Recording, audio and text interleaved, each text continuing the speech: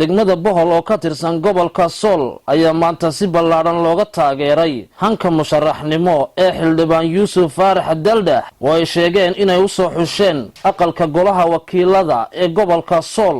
taageerayaashan oo munaasabad soo dhaweyn ku qabsaday magaalada Bohol ayaa waxay sheegeen isla markaana ay hiil iyo hooba la garab taagan yihiin musharax xildhibaan Yuusuf Faarax Daldah iyo hal xildhibaan oo ay soo xusheen isla markaana ka mid noqon doona aqalka dawladaha hoose ee degmada Xudun. taageerayaasha musharax Yuusuf Faarax Daldah oo munaasabado kala duwan ku kala qabsaday magaalooyinka Ceel Helay, Bohol iyo Og ayaa si mug iyo miisaan la isku raacay musharax xildhibaan Yuusuf Faarax Daldah iyo hal xildhibaan oo ka mid noqon doona golaha deegaanka ee degmada Xudun. degmada Leeya Bohol waxaan ku soo dhaweynaynaa labada xildhibaan ee ka mid ah Yuusuf Faarax Warsamaxaaji Daldah.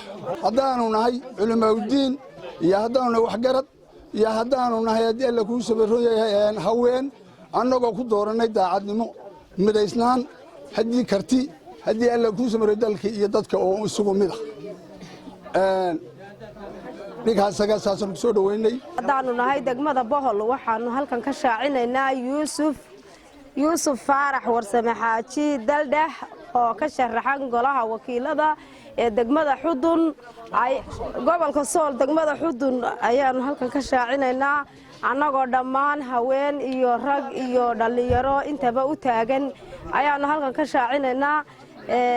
waxaanu ku shaacinaynaa sida ay ragga hore sheegeen iyo odayaashu aqoontiisa kartidiisa.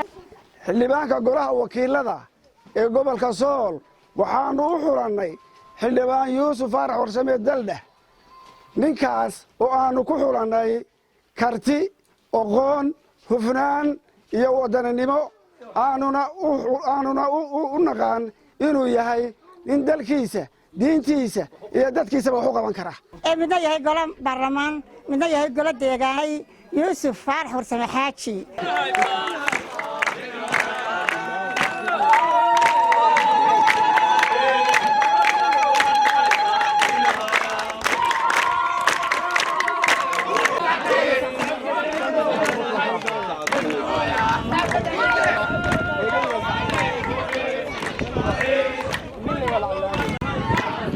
Yasin Bal Dahab, telefishinka Sab TV, magaalada Bohol.